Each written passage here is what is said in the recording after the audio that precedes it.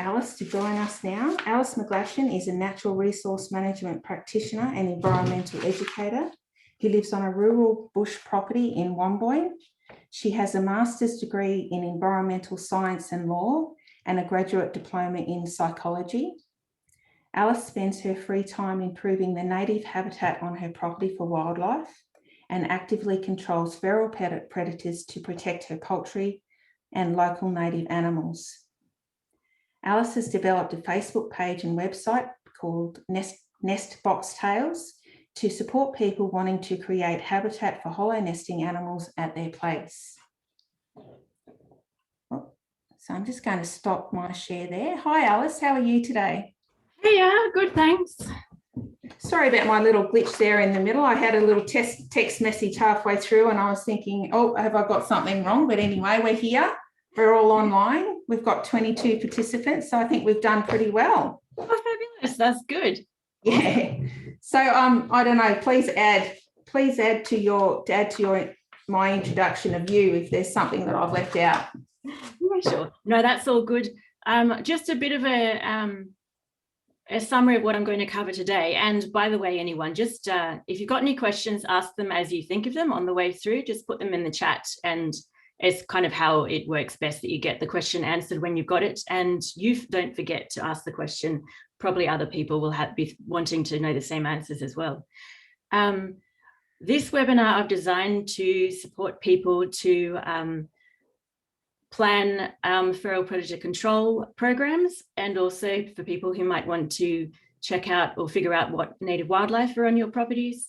So I've kind of mixed and matched a bit of different things to suit those. And also, I guess if you've got livestock and you're wanting to protect your livestock against feral predators, or you've got a land for wildlife type property and you're wanting to protect wildlife against feral predators, I guess the concepts are pretty similar. Your landscape might be a bit different, that you might have clear paddocks versus woodland, or chook pens versus around the house type things. So I've kind of aimed it to try and cater to all those types of needs and interests. So first up, I'm just going to whet everyone's appetite with a 5-minute video series from my wildlife cameras of footage that I've recorded over the last few years of feral predator action and wildlife action. Green, that one.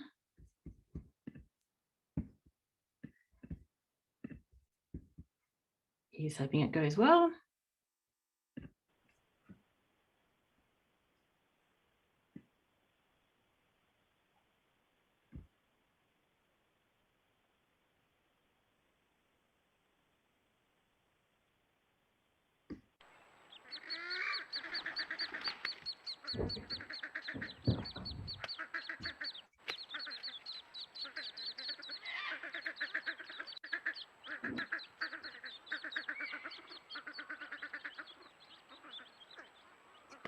These are wood ducks. Wood ducks nest in tree hollows, and the ducklings dump down within 24, 48 hours after they hatch.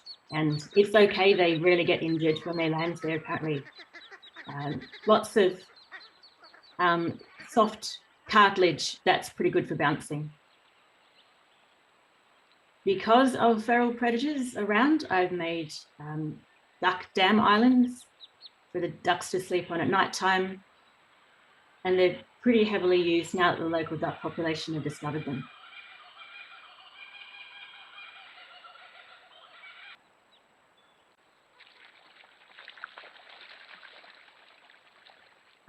If anyone's interested, some of the duck islands are made from straw bales wrapped with shade cloth, like you'd wrap a present.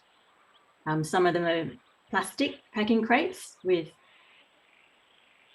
mother duck sitting over there on that little island with the ducklings, with plastic crates with attached, there's a fox passing by my dam at night. That's why I have duck islands. You can see a string going out to the side. That's one of the islands. I've got chooks, and I have had foxes regularly checking out my chooks. And that's my chook pen there. If you can see the shiny metal post, that's the enclosure. This fox is no more. Most of the foxes in my clips are no more.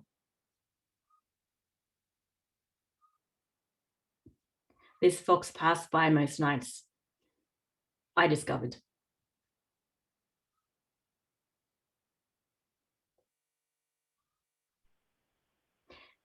This is if you're a Wombourne or near Canberra resident, they've got there are a lot of sugar gliders around. This is a little sugar glider. They sleep in tree hollows by night. They eat a wide range of things: eggs, nectar, insects. And as you can see, that nest box is a bit too small for that ringtail who's been quite hopeful. If you're a Wombourne, Bywong, near Canberra or around Canberra resident too, there are a lot of ringtails about. They eat mainly leaves. But you don't know that these guys are about. There's a fox, another fox. You don't know they're about unless you put live cameras up. This is a white-throated tree creeper nesting on one of my nest boxes at nest building time this last breeding season.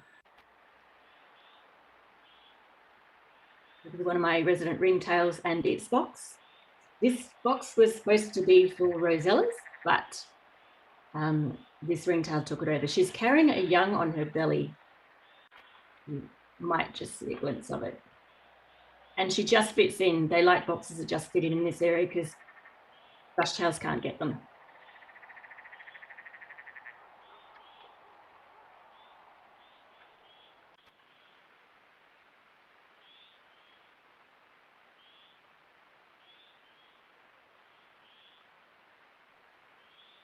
Is that the young one looking out, or is that the same? That's mum looking out.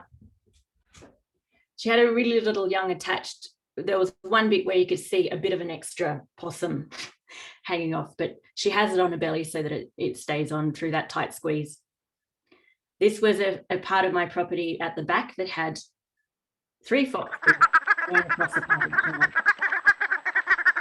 Wood ducks fighting over a nest box.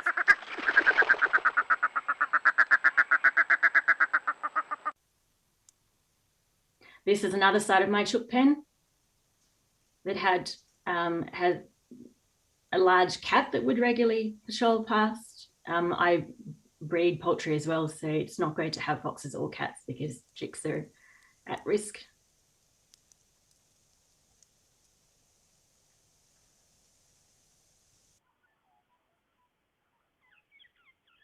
Sometimes wildlife cameras record cool antics like that.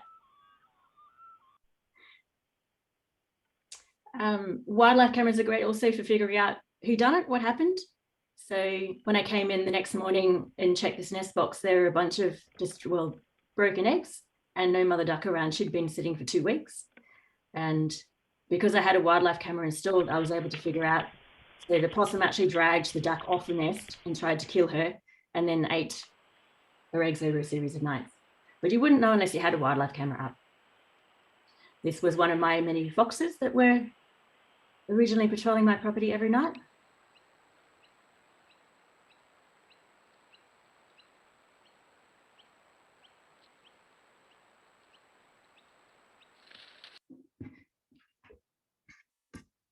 Thought I'd just end with some humour. Good, it's not sharing screen. There we go. So that was great, Alice. Yeah, that was wonderful sort of array of footage there that really demonstrates the skill level that you have with the camera and what we hope to achieve with the rest of the people who might be using them. Thanks. Yeah. So wildlife cameras are a wonderful tool to be able to see what's happening when you're not present. Often animals, either they're not around or they avoid an area if you're about, or, you know, you're not awake looking for things at 3 o'clock in the morning, or, you know, cold Canberra winter nights, you're inside. So wildlife cameras are fantastic for recording animal behavior as they're naturally behaving, recording who's there when you're not around, and also helping, particularly for feral predator control programs, for planning your control program. Generally, I've found that randomly putting traps out in a spot without doing any reconnaissance has a pretty high miss rate, because particularly foxes use the same kind of path each night. It'll vary by The time will vary a bit as they stop here or stop there, but generally it's the exact same path. Do people have my face or Alex's face as their main view? Just checking. Because I can just see Alex. Spotlight for everyone? Is that spotlight for everyone? I was on mute. We've got you. Alex face. Okay, thanks, because I can see. All right. It's confusing from my end. I don't see what everyone can see, so it's confusing. Yeah. Awesome. Yeah. So yeah, foxes are generally pretty habitual. So if you put traps, or if you're not shooting and you're not whistling them to you, if you're doing the crafty thing of putting something along their route, then you generally need to know where they go to put something out to get them. I've generally had a pretty high miss rate until I started using wildlife cameras to figure out which routes they took, and then putting things along, not actually on their route, because often they might use a route that kangaroos and other things use. And if you put a trap on the kangaroo route, then the kangaroos will step on it and you'll have to reset the traps every day. Kangaroos don't get hurt, they're too big. It's just a bit of a toe slap and then they're on their way. But you just put it a bit off the path. So yeah, if you're doing wildlife feral predator control programs, wildlife cameras are a really excellent tool to figure out where to put them, and also how many and what type of feral predator there might be. For example, if you have chickens taken, or if you have lambs that are being attacked, what you would do would depends on what animal it is. So if it's a big cat, or if it's a fox, plural, or if it's wild dogs, then each feral predator has particular types of behaviors. Size as well, you put different size trap out. Shooting, you might use different things to call them in, traps, different bait, all that type of thing. You kind of need to know what the animal is to then know how to get it, if that's your plan. Pigs do tend to use similar paths too, and I think because they go around in groups, their paths are probably pretty obvious because they make a bit of a mess as they go. That was that question. Yeah, so wildlife cameras are great for surveys and planning for things. So in terms of camera types, I've got a wildlife camera here. This is one of the models that we're having out for loan. It's a Browning Spec Ops Edge. There are different camera types. If you're looking to buy your own, there's different price points, and kind of the main differences between cameras is what flash they use. So there's white glow cameras that they flash white, which is pretty, you can imagine, strobe light for a nocturnal animal. So often, if you're doing feral predator monitoring, you're doing nocturnal monitoring. You're doing nocturnal monitoring of generally shy, secretive creatures that most likely probably wouldn't want to be strobe lit. You'll find that if you put out a camera with a bright flash, that you might spot it one night, and then apparently there aren't any predators after that because they'll avoid the camera. So absence isn't necessarily absence. It might be because you've disturbed the area and they're avoiding it. So in terms of wildlife cameras, there's white glow, so white flash, not great, okay for daytime animals, but it means that they're not great for nighttime animals, or if there are nocturnal animals around that spot, it'll disturb them and they'll avoid it because it's flashing at them. There's red glow cameras that flash a bright red glow. In theory, that doesn't disturb them as much, but I originally bought cameras not quite knowing what I needed, and thinking mostly for daytime use and some for nighttime. So I got a mix. So I have some bright red flash cameras, and I found that they're terrible for getting foxes, that I get a fox one night and then no more, get the fox looking at the camera, doing the startle, what was that? And then no more fox for the rest of the nights. So that's bright red flash. There's also low glow cameras, which are low glow red flash. They're a low red flash. Some cameras falsely advertise kind of low glow. They're quite bright red flash. I have one of those. I wasn't very impressed. It's a very expensive paperweight for monitoring foxes. And then there's no glow, no visible glow. So you can't see it, I can't see it. Some of the low glow cameras are actually quite bright red flash. There's a bit of false advertising going on. So the cameras that we got out for loan, the Browning Spec Ops Edge, they're actually properly advertised, truly no glow cameras that you can't see their flash at night and foxes aren't disturbed by them, which if you kind of want a good all-rounder camera and you want to buy one, I would strongly suggest. Often the no glow cameras are a little bit more expensive, like maybe 10-15% more than the equivalent red glow camera. Definitely worth paying an extra $20 if that's what it is for the no glow model, because then you'll be able to use it to monitor everything, daytime things, nighttime things. Price point, you can get some really cheapy Costco ones. You can get all different makes and models. So the really expensive ones that go for like $1,000, $1,500, great if you've got grant money or you're quite well off. I'm not, so I've kind of the Browning models, Bushnells, there's a few others that are kind of in that nice mid price point range of about kind of $350-ish, $350 for wildlife cameras. That's kind of where you start getting good value for money. That and then the really cheapies are kind of $100, $150 thereabouts. So what do you pay for? You're paying for detection smarts. So the software and hardware that detects is a bit more sensitive, that doesn't go off at the slight rustle of a leaf, that some of the really cheap ones, that they just trigger so much if a leaf is slightly rolling in the breeze, which isn't great, or they're quite insensitive that the animal actually has to be in the center of the screen for it to go, and it misses the before and after, or if the animal is just passing through the side, it doesn't trigger. Or if the animal is going quite quickly, then the animal's through and gone before it even wakes up. So the cheapies, the detection smarts, aren't great, and you'll either get hours of footage of slightly moving rustly leaves, or not much footage at all. The mid price point cameras to the higher price point cameras all have excellent detection smarts that they will go off in windy days with bushes and shrubs moving in the wind. I guess wildlife cameras, they're motion sensitive, so they trigger if there's movement in front of them. But it's just the smarts as to what type of movement and how sensitive they are to the movement that they trigger with. The other aspect of the price point, what do you pay for when you're paying a bit more or a bit less for a wildlife camera, is the image quality.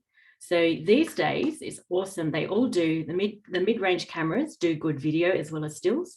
Back in the day, like 10 years ago, you'd have to pay like 3 times as much to get a camera that did video at all. Now they all do video, which is awesome because you get the full story of fox traveling on that path over there, or birds displaying, having a fight, ducklings falling from nest boxes. You can record it all. So that's awesome. Even the budget cameras now have awesome video, or have video, not awesome video. And the other aspects, so image quality, the cheaper ones have less smart flash that often overexposes. So you get a lot of white in your image, or it's not great, it's fuzzy, or it's fuzzy can sometimes mean the animal's running fast. So exposure wise, it's just blurry. I've got a hand coming up, but I'll keep talking. And if you've got a question, just type it in if you can. 2 people raise their hand.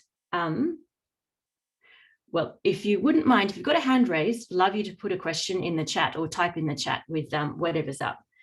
But yeah, so image quality, yeah. And then the final aspect of price point is the design quality, like how intelligently designed the camera is. I've got one camera that most cameras nowadays have, from mid price point up to high price point. They all have, if you can see, there you go. They all have a viewing screen. So you've got a viewing screen that helps you set up the camera, which is so good, rather than guessing and having to take the card in and out of a computer to make sure you've got it just right. I've got one camera that has a viewing screen on the door that opens. And so the camera is on the door that opens. So when you open the door to use the controls, or you open the door to view the viewing screen is not looking where the camera will finally look, it's on the door. So the viewing screen is basically useless for setup. I mean, why would you? I've got another camera design fail that you have to actually take the entire camera off the tree and need 3 hands up a ladder to get at the batteries in the card, because they're actually in a screw thing at the back. Whereas most decent cameras, the camera can be attached to a tree. You don't have to dismount it. You can pull out the card just like that, or you can extract the batteries like that, and you don't have to set up the camera again to change out the card and change out the batteries. So design quality is important too. So that's kind of what you get for price point. Paying more or less. So you get good image quality, better detection smarts, less time wasted viewing, blowing grass and that kind of thing if you pay a bit more. So mid-price cameras are kind of good that way. But if you want to get a budget camera and just give it a go, totally do it. Like if that's what you can afford, then that's what you can afford. So just with basics with cameras, just really quickly, if you're buying a wildlife camera, just budget. You need the wildlife camera, but then you need the card that it records the images on. And then you also need the batteries. Most wildlife cameras have 6 to 8 batteries. 6 battery cameras last a bit less time in the wild than 8 battery cameras. You can buy not rechargeables, but you'll go through them a bit and it'll be quite expensive over the lifetime. I use rechargeable batteries. If you've worked in the natural resource management industry, there was a brand called Anyloop that has super long lasting charge holding batteries that kind of the industry standard. I found that the Energizers and the Duracell long life rechargeable batteries just don't last as long. They maybe last 1, 2, 3 years, and then their charge holding and ability goes down quite quickly. But just going back to the Anyloop batteries, Anyloop sold their technology to Fujitsu and sold the name to a Chinese company. So nowadays it's Fujitsu that's kind of the gold standard for natural resource management use, wildlife camera use. So basically you buy a set, you put them in the camera. The other aspect is you get a decent charger that doesn't fast charge them. If you fast charge rechargeables, they die quite quickly, that they overheat. Their charge, the number of charges you can have with a super fast rapid charger is a lot less. So they might last a year or 2 max and then they're done. Whereas if you shell out for, I've got 2 4 battery chargers that if you're getting your own, you only need a little one. You can just do 2 sets of 4 overnight. So close the business, put one set in when it's bedtime, put the other set in. It's another type of charger. Don't get the cheap chargers because the cheap or free chargers, they just rapid charge your batteries and kill them. Whereas these chargers, better quality ones, they individually charge the batteries. So once one battery is charged, that one goes green, and the next battery, it's still red until it's charged. The better battery chargers also condition the batteries, so look after them a bit better. And if you have a charger, strongly recommend having it on slow charge. It takes maybe 6 to 8 hours, but your batteries would live for a lot longer. My original Fujitsus that I bought for this lot of wildlife cameras in 2016, still going strong.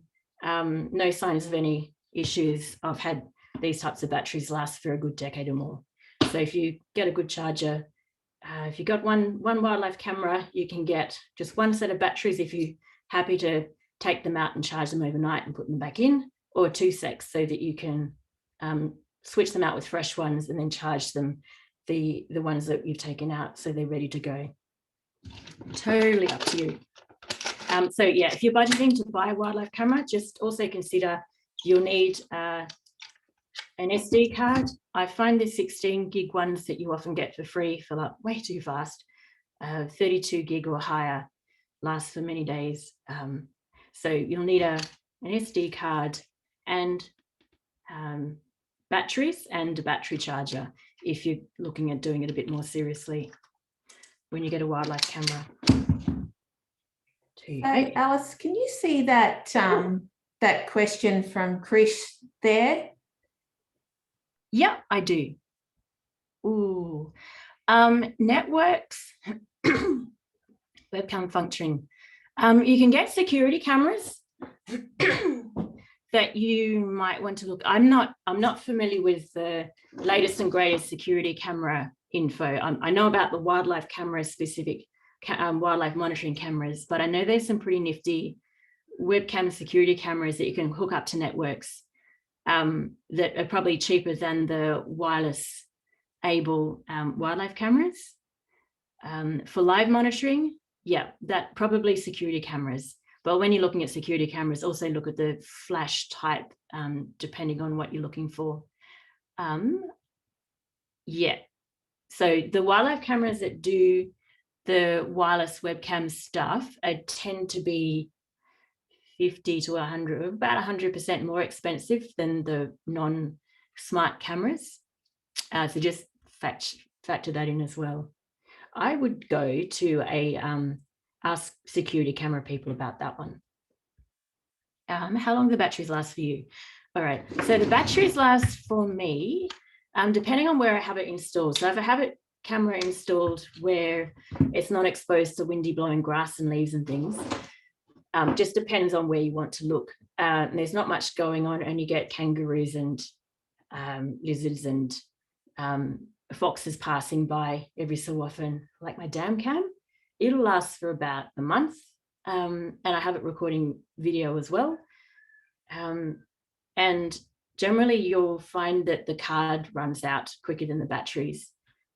So I might be able to use two 32 gig cards and one lot of batteries. So if you get a 64 gig card, we'll generally last one set of batteries. If you've got options with your camera, you can set it to do video or to do stills. Video takes more card space and more battery juice. If you want to set it out on a remote bush block and not come and visit it for 3 months at a time, if you switch it to recording still images, and you can do it either, you can set it to just record one image and then have a long break between the next image, or you can set it to do rapid fire 1, 2, 3, or 1, 2, 3, 4, 5, or 1, 2, 3, 4, 5, 6, 7, 8, 9, 10, so it gets the track. And then a break. Then the still images take a lot less card space, a lot less battery space, battery juice, so it'll last for longer. So you can do settings like that that'll help it. The batteries last for longer if you don't want to have to change them every so often. Quick way to go through the downloads. If your computer has the scroll through, I've got it down pretty quick that in the nesting season, when I'm monitoring stuff, I maybe have 5 or 6 or more cameras up at once. And on a windy day, I hate windy days. After a windy few days, I've got to change them all out because the batteries are flat and the cards are full. But I can get through cards pretty quick. So like maybe an hour and a half, maybe hour job. Off-putting, yes, but you'll get good at it. So you just pattern match. And if you're doing images or videos, you don't watch it in real time. You just fast forward, swipe. So swipe to the next image, swipe the video, swipe next image. And then if it's clearly a windy day and it's just got lots of blowing grass, then you can just make the executive call that like from the start of the day to the finish of that day, I'm just not. There might have been something happening, but I'm just not looking at that lot because I've got better things to spend with my time. You get quite good at it, and yeah, you don't watch it in real time. That's the question was, is there a quick way to go through the downloads, hours and hours to go through 8,000 photos? So a bit off-putting, scrolling fast. Alice, just back to the question about the battery life and also the whether you're recording stills or video. So what you were saying earlier was you can actually program the camera to like at each shot. So you have a fox run past, then nothing. You can actually program it to shoot at certain times. Is that what you were saying? Yeah, so you've got a few options that you can tell it to do video or still images. And then you've got the, that's the setting of what type, and then video, it's how long do I want, 5 seconds, 10 seconds, 30 seconds, 30 seconds. I think most of them are stop at 20 seconds long video. And for images, you have how many do you want in quick succession? Just the one, or 10, or 2, or 5, or 3. You've got generally up to about 10 in quick succession, and that's a battery saving and a card saving option if you don't want to have to replace your card and batteries. And then the other aspect is the delay between it, each set of photos or video. So you can set it to, I have them all set to 1 second because I want the entire story of Fox went this way and then it went that way and then it went that way. The minimum delay is 1 second on the Brownings, but you can set the delay to, I think, an hour, or like you can set it to 1 minute. So the delay is partly that if you have kangaroos frolicking in front of the camera, you don't want it to have recording like 6 hours worth of kangaroo frolicking. You maybe want to have it trigger and wake up if there's something different happening, or if there's no more kangaroos.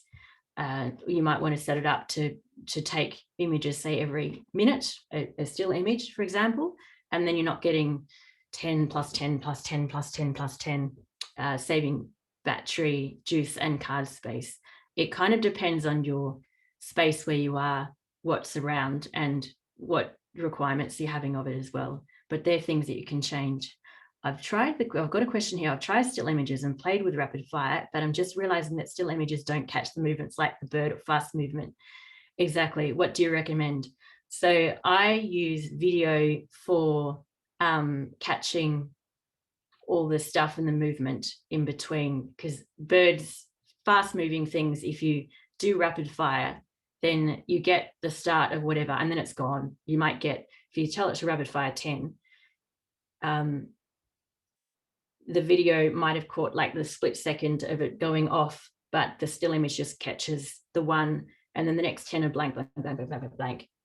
So I generally find with small, fast things, I need video for sure. And then depending on the camera, it's really the detection smarts as to if it's sensitive enough to catch, to wake up in time to record the thing that's quick. And also I find with small things like tree creepers and sugar gliders that are small and fast, then the distance, the installation distance from where you think it's going to be. So if I've got it installed on a nearby tree, watching that particular tree trunk or nest box, then I find that the installation distance really affects the sensitivity, the trigger speed, whether or not it triggers for the small fast thing. What is it? I think it was about 2 meters I found for the Brownings and the Bushnells that I need to install it kind of 1.5 to 2 meters, just right in that borderline minimum focusing distance where the imagery might be a bit fuzzy because it's just a bit too close, but at least you get the thing. Whereas if you install it 5 meters away, it just doesn't wake up to see the small little thing that's scooting up the tree. So I think hopefully that answers that question. That's covered that one.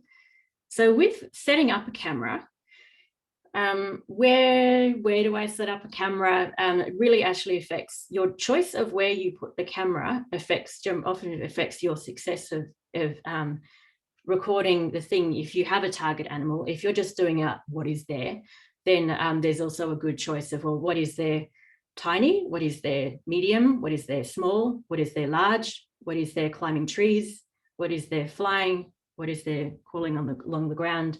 So if you're doing a general, what do I have on my property that's an animal, you want to cover all those bases, not just install it for looking for a dog size fox type thing, because you miss everything in between potentially. So I'll cover that in more depth kind of in the second part of how to install for what type of things. The other question is, how long do I install a camera for? So what are you wanting to know? If you're just wanting to do a long-term survey on your property and see what passes by for 3 months, then and you own a couple of cameras, you don't have to give them back, they're not loan cameras, then for sure install them for 3 months at a spot and see what you get. You'll get some seasonal changes potentially too.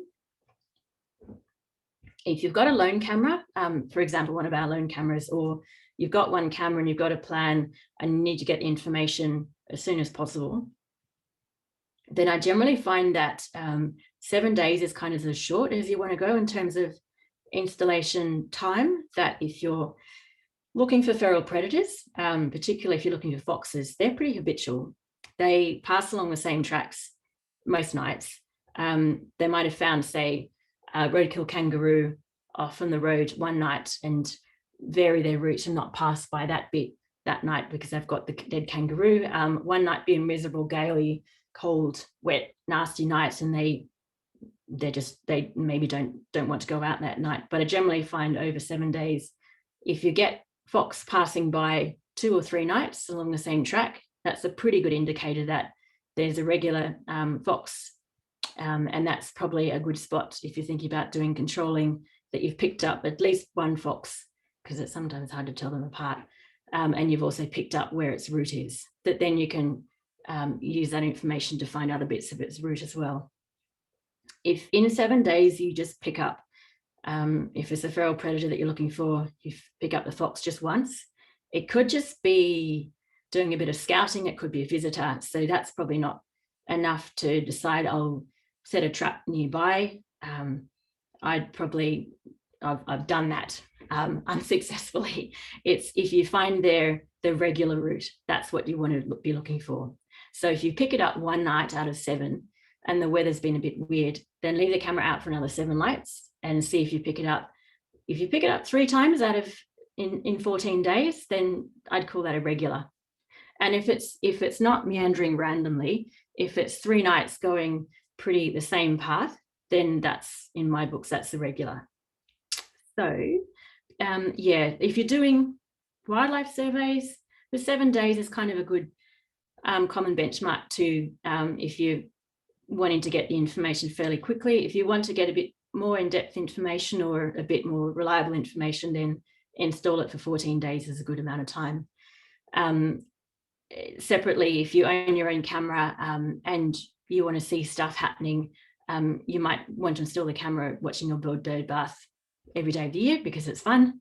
I have a wildlife camera now that nowadays installed pretty permanently watching my duck islands, my duck dam, because there's all sorts of stuff. Ducklings come and visit and things that I don't see if I'm not around, and I enjoy seeing what's happening. So it's there permanently, and I'm happy to go through the recordings. A lot of them are fairly repetitious videos. What have I got? So I'll just switch to a video. I'll show one, actually, I didn't show this one before. I'll just first show a clip where is an example, the first part of where I've got a bright red glow camera and a fox being startled. And it's also, I've joined single images together.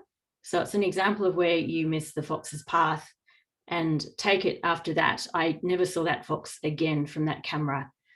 This camera is one of my dust gathering cameras. The second clip is of a no glow camera and it's on video. So you see the full path of the fox, which is really helpful if you're planning a control program. So I'm just can't talk and share screens at the same time. There we go. Share, big, and play. So this is just a series of still images joined together. This is a spy point. Do not buy a spy point. Great, bright images, but that fox got real startled. This is one of my trusty Brownings. Fox kind of knows the camera's there, but isn't bothered at all. Nice clear image, good quality video. So you can, that's the fox's path. You can see where it goes. So that's a bit of a difference between a cheaper camera and the flash is too bright if you're looking for predators versus a mid-price camera and the flash is not visible and isn't bright and doesn't disturb the animal. Next, I'll show you just an example of, I put a camera up for 10 days to see who was around, feral predators, and this is what I got.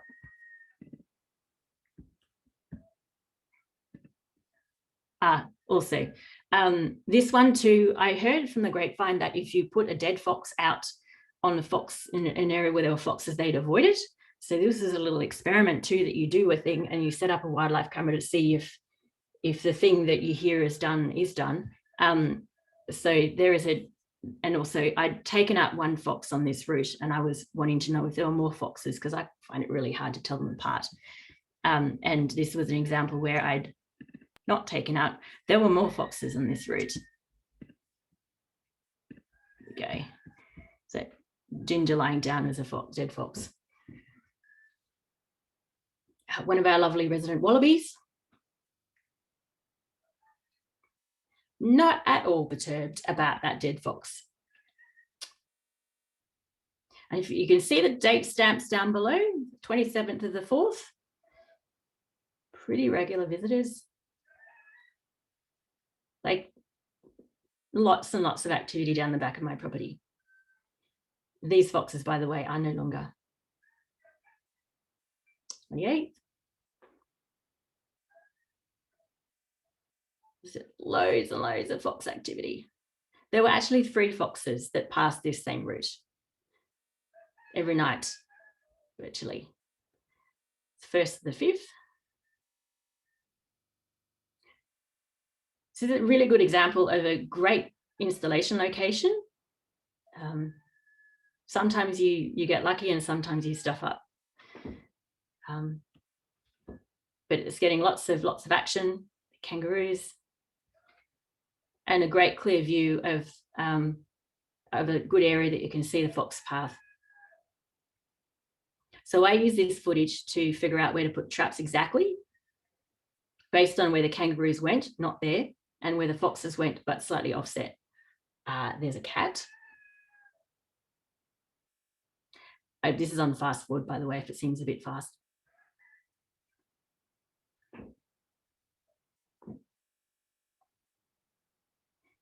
So as you can see, this is an area that has had absolutely no fox control, bar one fox. That was my first fox ever.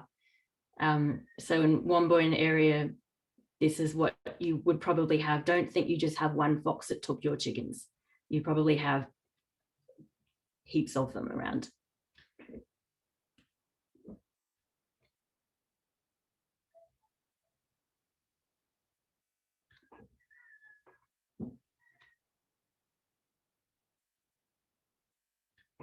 There we go. So that was about 10 days worth of nocturnal footage of who goes where. Alrighty. So I guess it's also a good example of how long do I leave my camera set up? Well, if you set your camera up for 7 days, you'd get a good amount of information to say, hey, yep, there'd be foxes, there'd be a cat, if you had pigs, a wild dog, and this is the route they take. And you could probably tell from that there were more than one, but you might not be able to tell exactly how many. So in terms of setting up wildlife camera, where and how high and looking into what kind of bush, it really depends on what animal you're targeting.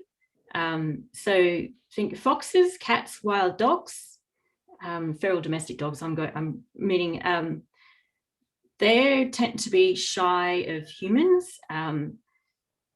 So you want to, if you're installing a wildlife camera, best to wear gloves, best to not kneel on the ground, don't water nearby trees, don't clear your lungs, etc., etc. You want to keep the area that you're installing the trap in as scent-free as possible. Oh, no longer. Sorry, I've got a few questions. I might just quickly answer those. Still images, got that. Foxes become no longer. I use some soft gel foot traps and a captive bolt gun to dispatch my foxes. On a property that's too small for shooters, they'd take out one of the neighbours' houses property, probably. And the next one of the workshops coming up is going to be on how to use traps to get foxes. And baits. Baiting wildlife, I think in most places is actually illegal. You don't want to change their behaviour. What I'll cover next is how to pick spots that you will get them record their actions naturally. You really don't want to be messing with their behavior and their diet in terms of using baits. Another thing that baits can do as well is make them more prone to predator attack, that if it's something that's delectable, they might expose themselves and sugar glider, be taken out by an owl or something. So you really want to just be, with wildlife cameras, it's more about being a secretive fly in the wall spy and just recording them doing their natural thing rather than changing their behaviors and getting them to come to the camera to perform. That's kind of not the point, and not necessary either. I'll cover that shortly. Actually, I'm covering that next. So yeah, with where you install the wildlife camera and to achieve success. So if you're after a target animal and it's there, it is present. But if you install the wildlife camera in some places or in certain ways, you won't actually record it on the camera. And so it'll be as if it's not there, but that's actually not the case. So with feral predators, foxes, cats, and dogs, wild dogs generally, they're quite human shy. So you don't want to send up camera or the zone where you've installed the camera. So no kneeling, no watering trees, use gloves to handle the camera, use gloves to take the cards and batteries out. And if you're needing to do stuff like collect sticks, collect them from away from the camera zone. And then that means that the camera is in the camera area doesn't smell like human. Because if they're a rural fox and they're quite shy and they've maybe been shot at a few times, they aren't going to go near a place that smells like human. For native macropods, that kind of thing, they're pretty cruisy, and if they're all around, say if you're after something like a wallaby that's got a bit more particular habitat preferences and it likes to hide around in shrubs and bushes, then aim the camera at shrubs and bushes. Figure out, I guess, with installing wildlife cameras, it's you get the best results if you put yourself in the animal's shoes and you understand or do some research about what type of habitat that animal prefers, what it seeks out, what its diet is, what its predators are. So if you're aiming for small mammals, small native mammals, then predator-wise, they get eaten by, at nighttime, they get eaten by owls. They tend to avoid open spaces, things that they can get swooped and grabbed. So they're going to be in kind of thickety areas around rotten logs, undercover, messy spots. So other examples, if you're after reptiles, say lizards and snakes that are out by day, they're on the ground. So if you're aiming a camera at kind of shoulder height for fox, then it probably won't see as easily the lizard on the ground. That footage that I had right at the end, the intro, where there was a stumpy-tailed lizard crawling along next to a kangaroo, I happened to have that camera installed, see that? Quite close to the ground, looking down, because I was actually after ducklings that and kind of max adult wood duck height. So I had it installed to look at the ground and catch small things, and it happened to also catch another type of small thing. If you're after presents, absence, who's there, what do I have? Possums and gliders. They hang out in trees, but they also often clamber up and down tree trunks, sometimes crossing from the ground as well, or they might scurry down and check out bark and lower parts of the tree. So you don't have to install your cameras necessarily way up high, looking at canopy that if it's a windy day, it's going to be branches, leaves, and it'll trigger the camera lots and it'll fill up. So you can install it even at chest height in a nearby tree. Have a look around and see if you can see any scratch marks on the tree trunks. And if you've got a particularly popular tree trunk with lots of scratch marks, or there's clear evidence of sap being extracted from gliders, for example, then install it looking at that or at the tree trunk with lots of scratch marks, because that's an indication that it's a popular tree for scooting up into the canopy. And that prevents you from having to work at heights, easy to access, and you'll still get the same kind of information that there are gliders, there are these types of gliders or possums, and you can do that over a series of, say, 7 days, and install your camera around your property, looking at lots of different tree trunks and lots of different types of trees, black wattle, wattle as well, that have sap. Possums often go and feed in those, so you can get them without having to go high. With birds, there are lots of different kinds of birds. Some are ground dwelling, smaller pigeons and doves type things. So probably the same small rat, mouse, bandicoot, lizard, snake, small ground dwelling bird. That'd be about the same altitude and similar types of installation locations, but a mix of open and shrubbery. If it's a flying bird, then that's a canopy top bird. You can do some canopy top or leafy branch installations or test patients, because you will get a lot of false triggers with blowing leaves. If you can figure out where the birds feed or drink and install your camera there, that's probably a better option. So have a think, depending on what you're looking for, or if you're looking for a bit of everything, have a think about the animal and how it behaves and what habitat it prefers, and install your camera to look at those locations, rather than just putting a camera up on a path and expecting that you'll capture everything that that exists on your property, because depending on the animal, they'll have different habitat requirements and preferences, and there's lots of types of places they probably would avoid. What software? Baits, going up. Baits, using gloves. Someone said using gloves, great idea. First put up cameras, the macropods are curious, sniffing and literally eyeing off the camera.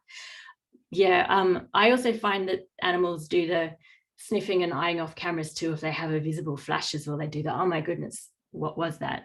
But yeah, gloves are good. I have gardening gloves too that get used a lot out, so they don't smell much like human. Software used for looking at the SD card. Brownings, you don't need any special software. You just plug it into your camera through a card reader and you can use it. I'm Mac, but whichever computer you are, just using normal image viewing, photo viewing software, preferably one that you can just scroll through and see as you scroll through the image up there, rather than having to click on each individual image to view it. So these days, thankfully, everything's compatible with everything. Right, so for this workshop being a bit of a focus on feral predators, fox behaviours. Yeah, I think I've actually covered that. So foxes are human shy if they're not town dwellers. They're also quite light shy, so low glow, no glow camera better. You don't want to scent up the area when you're installing the camera trap. And they tend to use irregular routes. So if you install a camera for 7 days and you get no fox, it doesn't mean that there aren't any foxes. It probably just means that you haven't found the fox's trap, and it's going that way and not where you're looking that way. So if you have a property and you know there are foxes, or you walk around and you can smell them, or you can see scats, or you're doing a survey, I would do kind of divvy your property up into zones, and over a series of weeks, perhaps get recordings of each zone of your property to see who's there. And you'll find probably that there are some zones where there aren't any foxes because they go a different way, and some zones where there are foxes, depending on where their paths take. So the other feral predators, feral cats tend to be they don't tend to use the same routes. I've caught like a cat once, same cat, once over there, 6 months later. So they're quite difficult to plan for. And they're also, if they're ferals, they're very human shy as well. And I'm not sure about wild dogs. That's not my area of expertise. But if you can find out from someone who does, what's the deal? Do they use the same route? I think they do. Then treat them as foxes in terms of, right, I've got your route, I know where you go. So plan your predator control program around that. So now I have a camera, I've got a plan, I know what I'm after, I want to see these animals. How do I physically actually install the camera? There's a few tricks. I'll just show you this footage that I recorded yesterday. Quickly, most cameras don't have a hinge at the back to change its angle.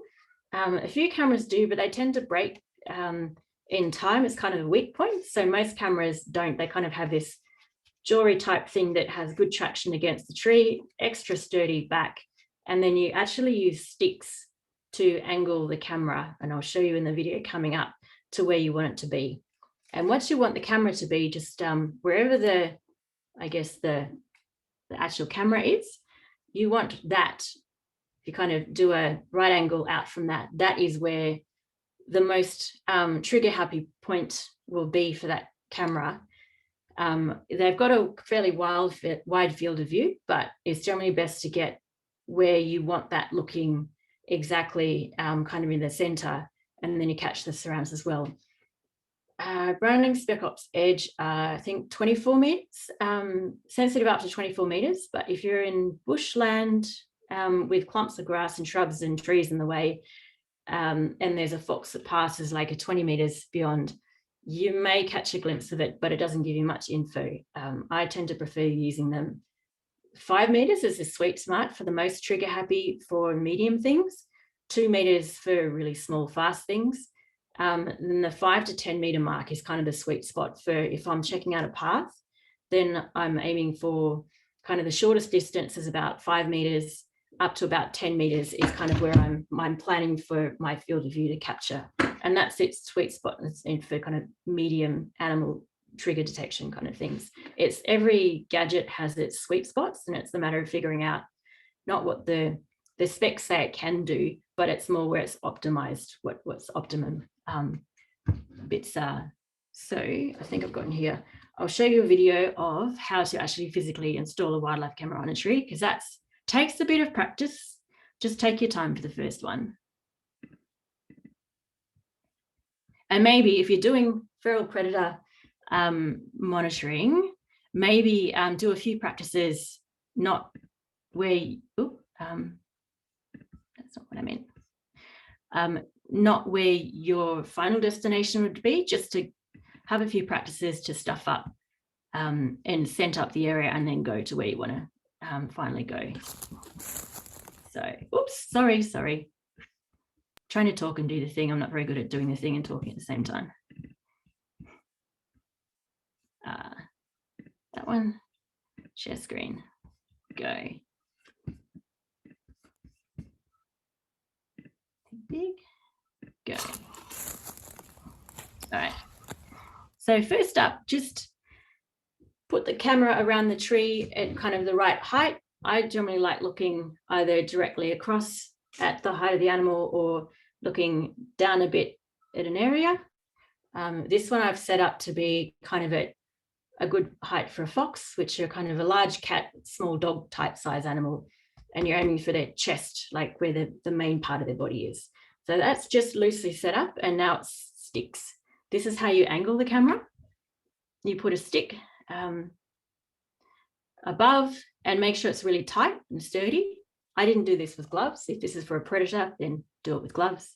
So that's grab yourself a stick collection of different size sticks, because you never quite know how much of an angle and what size stick you need.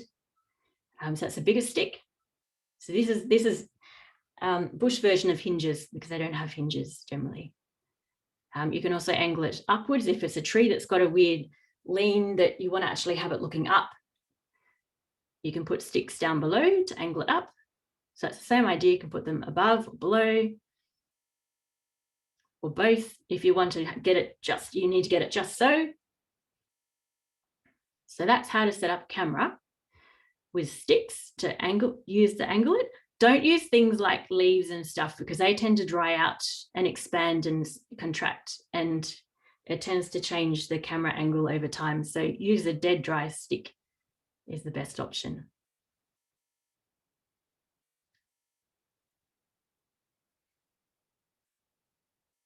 Or you can just have the camera as it is. So with sticks, you want to have short sticks rather than long sticks like that, because brush-tail possums will often lever off. They'll jump up on the big stick and then launch up, and your camera will, after that experience, will be looking goodness knows where, but not where you intended it to, for as many weeks as it takes you to go and check it. It's happened to me a few times. So now I know short sticks, and then a brush-tail can't launch off it.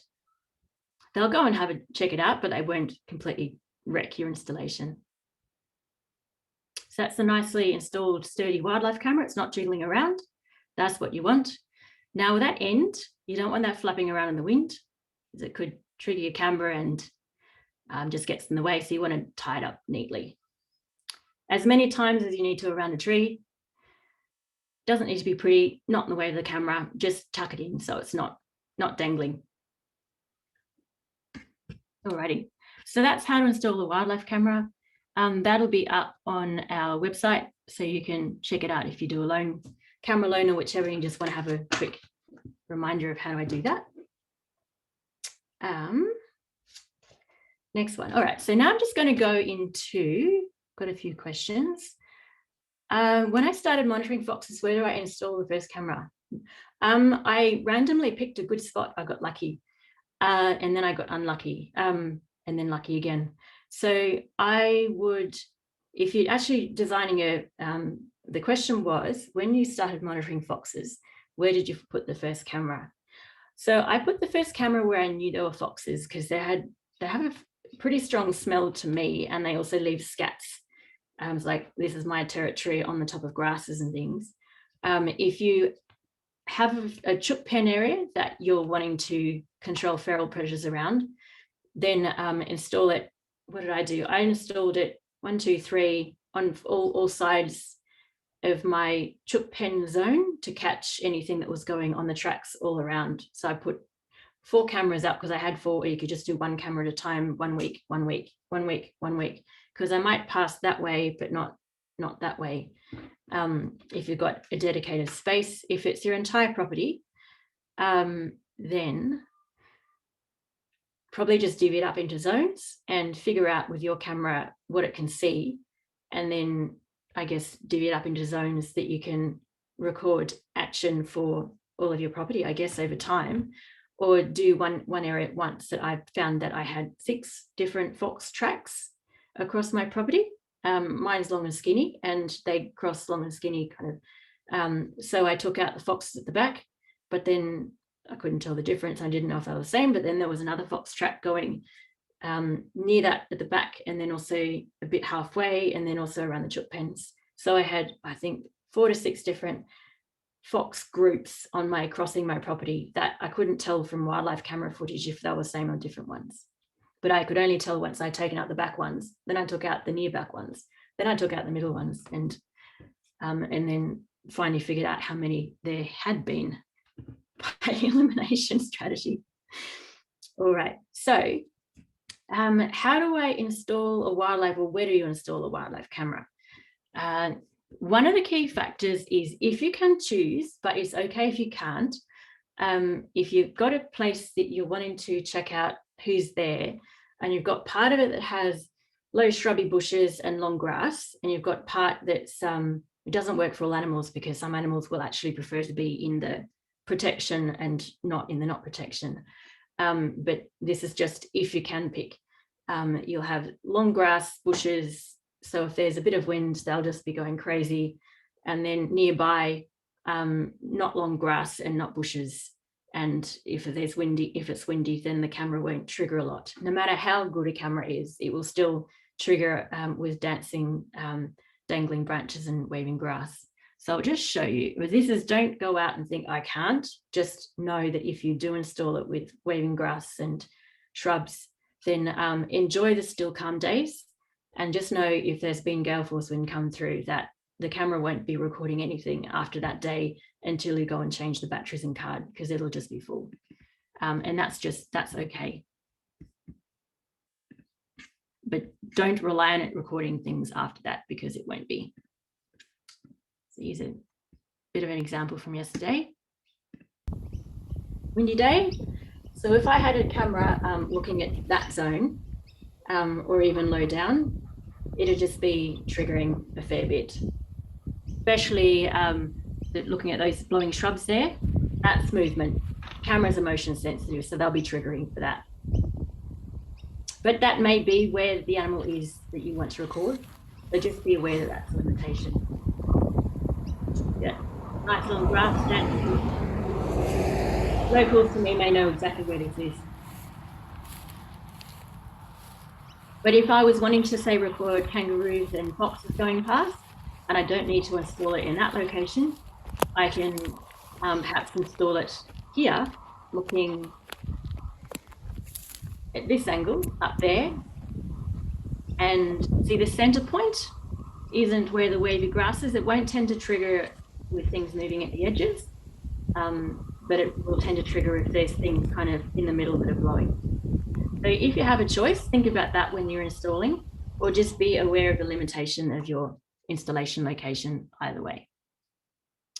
So that's just a common fail point that people have when they install wildlife cameras, that they just get lots and lots of blown grass. So that's how to avoid it.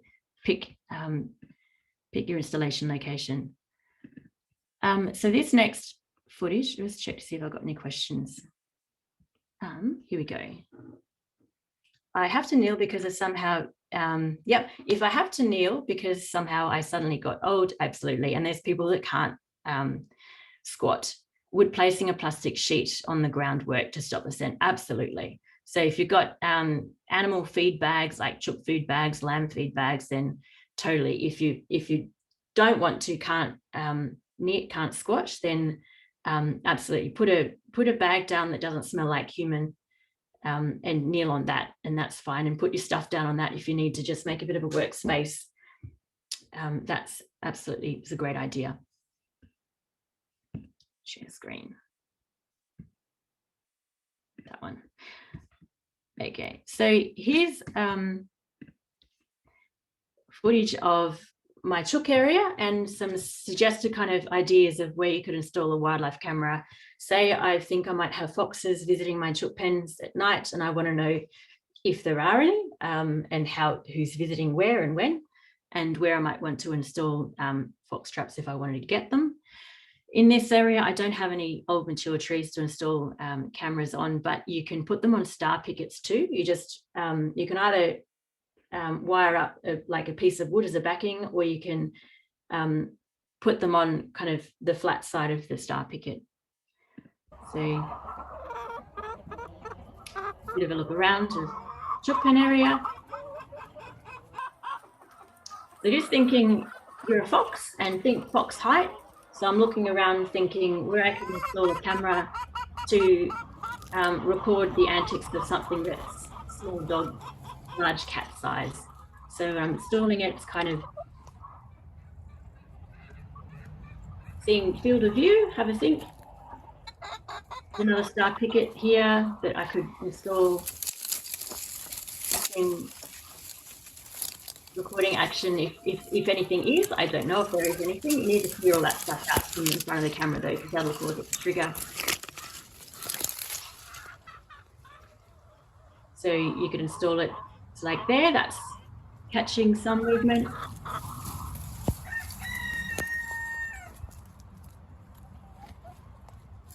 I've got too many little zones in this area to have a camera standing back looking at the entire space, but fruit trees with nets around them. There's a good option there that I can install the camera on looking at that path coming through. And if it's in a chook area with chooks by day, there's a setting on your camera that you can set it to just record at night time. So you don't have hours and hours of daytime chook in action as well. You can also physically turn the camera off at daytime. There's just some ideas of where you can install the camera to monitor in your, say, livestock area, chook area, veggie garden area. Okay, we'll go to the next video. So that's kind of that type of scenario. And then here's another one. If you have like a grazing property, share screen, that one, with lots of cleared areas, grass, paddocks. Feral predators tend to often run along fences as paths as well. So fences are a good way to, and especially you might have underpass and animal kind of pathways that go underneath certain spots. So that's a good place to install a wildlife camera to see who's passing and get their actions there. Telegraph poles are great spots to install cameras on. Fence posts are great. So here are a couple of kind of ideas of installing a wildlife camera. If you look down the fence like that, then you'll get quite a lot of information rather than if you just install it looking straight at the fence line. If you install it along on the fence post like this, it's not such a great view, and it might disturb the feral predator as well as it's passing by. It might kind of pick up human smell and maybe not go past. So I find often sitting the camera off where you want it to go. Off the path is kind of a good option. So that's the feral predator type installation options. Just see if I've got any. Do the cameras have microphones as well? Yeah, pretty much. I'm pretty sure all the cameras that I know of all have sound recording as well. So if you're recording video, you can turn the sound off, but they all also record sound. The cheaper ones don't record sound as well, but the kind of the mid-price ones and above, they all nowadays all record excellent sound. Here's hang on, I'll just not share screen and read that. Sorry for my comments with lots of humans. The cameras. Tried cheap tripod, okay for backyard and birds, lots of human smells already. Yeah, cheap tripod's a good option for backyards, but with wildlife cameras, trees and kind of solid things like that are less easy to be knocked, say by kangaroos and if you've got cattle or sheep. So yeah, cheap tripod is good for backyards, but probably not so good for wild, and also they are kind of human-centered. So generally it's best to use the natural environment if you've got the option.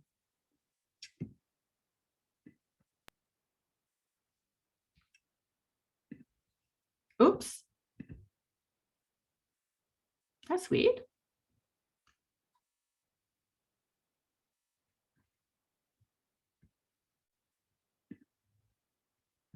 Okay, so here's a path in the bush.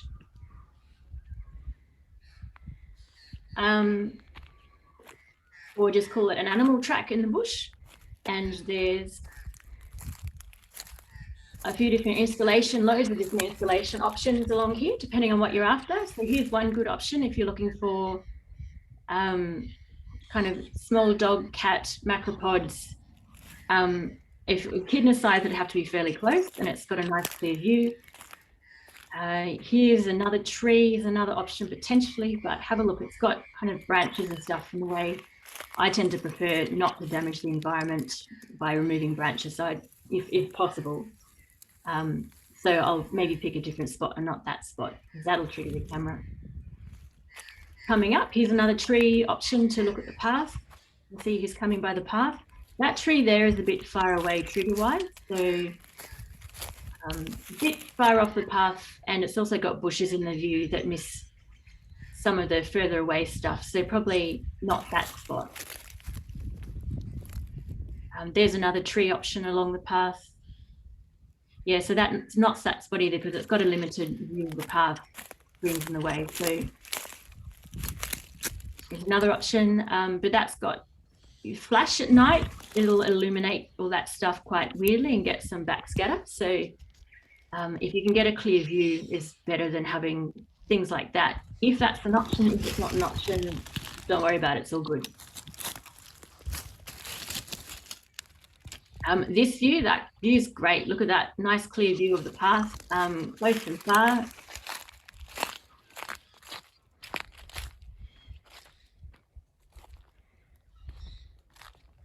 Locals might recognize this location. It's one of our greenways, beautiful greenways.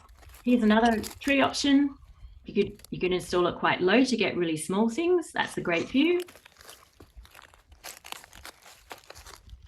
That's also, look at that lovely, lovely wide view of the path. So kind of installation locations like that you're looking for. Have a think about what the camera can see when you're installing it. For example, this spot, yeah, that one's less good. Okay, just some ideas if you're installing. Oh.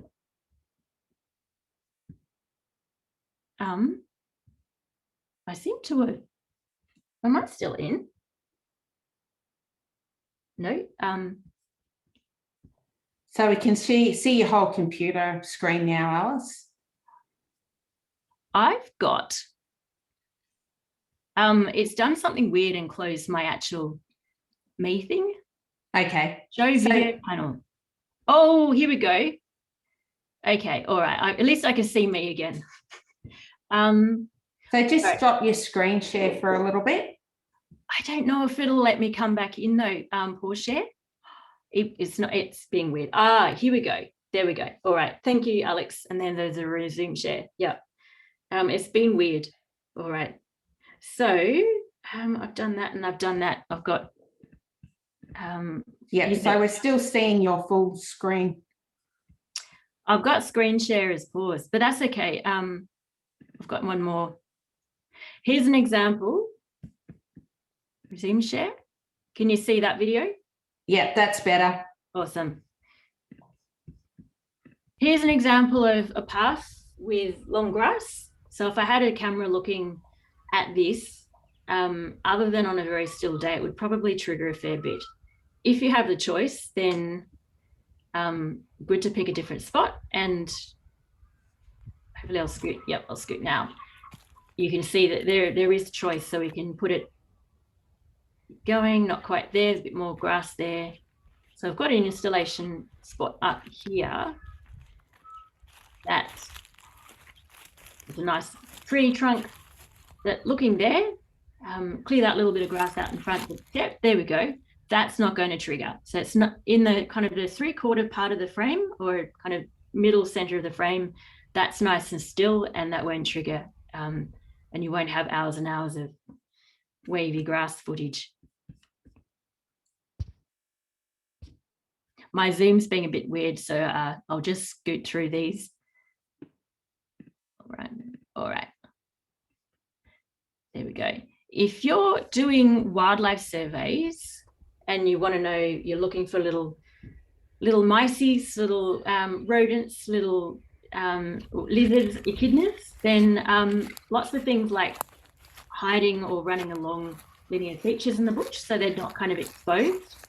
So this is a lovely, it's kind of a dense native cherry tree on one side, and it's actually got a hollow at the end.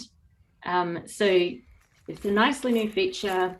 You're likely to get native little mammals. So you can install your camera on this tree trunk at the end here, looking along that dead tree trunk is a good option. If you put a camera on the path, you're probably not going to pick up any little shy native mammals, because they're probably going to feel like they're a bit dinner-like and exposed if they do that. If you're also, there we go. If you're doing wildlife surveys and looking for what there are, I guess, little native animals that eat insects, frogs, mice, rats, lizards, then they tend to need to be where their food source is and where there's shelter and protection from daytime and nighttime predators. So here's a good example of a mess of rotten logs and sticks and leaf litter that things will live in and around this by day and by night. So this is a good spot if you're installing a wildlife camera to figure out what native creatures there are in your property, that if you don't install your wildlife cameras looking at places like this, you'll miss a lot of diversity. So we'll do a bit of a scoot around of thinking that you're looking at small animals. So they're going to be probably, you'll need to install your wildlife camera quite close for it to trigger them. You probably wouldn't find those same animals in that open space there. They'll be in and around this little well-protected, you can really quickly duck under something to hide from an owl or something. So you can install your wildlife camera on one of those two little tree branches if that. Get creative. Sometimes you have to get creative. And have a look at where you could install it. It's also a nice big tree. Leaving, yep, okay, wrap up, not a problem. Nice big tree, so there could be arboreal mammals as well going up and down that tree. So this is a good kind of mixed spot where you could install a wildlife camera. Alrighty. Well, I think that probably should cover, do that one there. Most of the things I was hoping to cover in this, I guess, webinar in terms of what to look for in a wildlife camera, how to install them, what to install them for, that kind of thing. Yeah, so just in summary, they're a great tool to watch animal behavior and figure out what animals are present. especially if you're out and about, you won't see everything, and lots of animals are either they're very shy and they won't be there if you're there, or they're out and about when you're asleep or at work. So wildlife cameras are great for filling in those gaps. I'll just close on this footage of you don't know what happened unless you had a wildlife camera installed. And I didn't know what happened, but I happened to have had a wildlife camera installed to record what I hoped would be white-browed scrub wren chick fledging, and unfortunately captured something quite different. These two original first images were taken by a camera, not a wildlife camera 3. Shortly wildlife cameras, just the context. It's nesting right outside my back door in a messy nest, well hidden, so it thought, protected, probably, it thought too, probably because it was near humans in a messy area.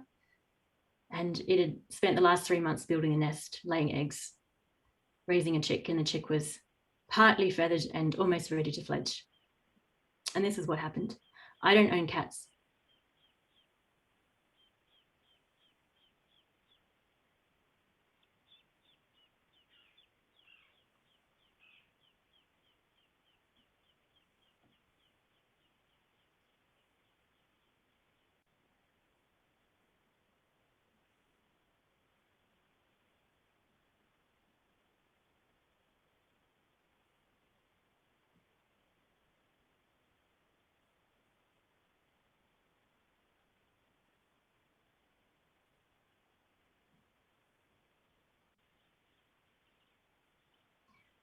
And then mother bird came back at 6 in the morning, just at daybreak, looking for her chick.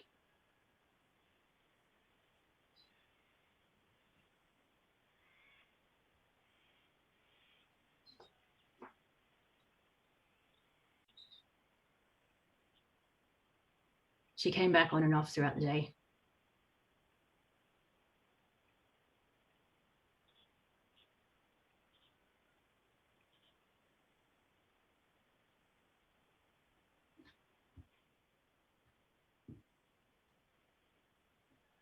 And then after this nesting attempt, they've never tried to nest on my property since.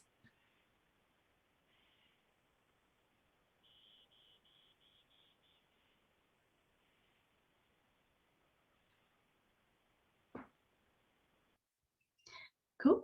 Well, I hope you found this webinar helpful, and if you've got any questions, happy to answer them. Can you stop your share now, Alice? I will.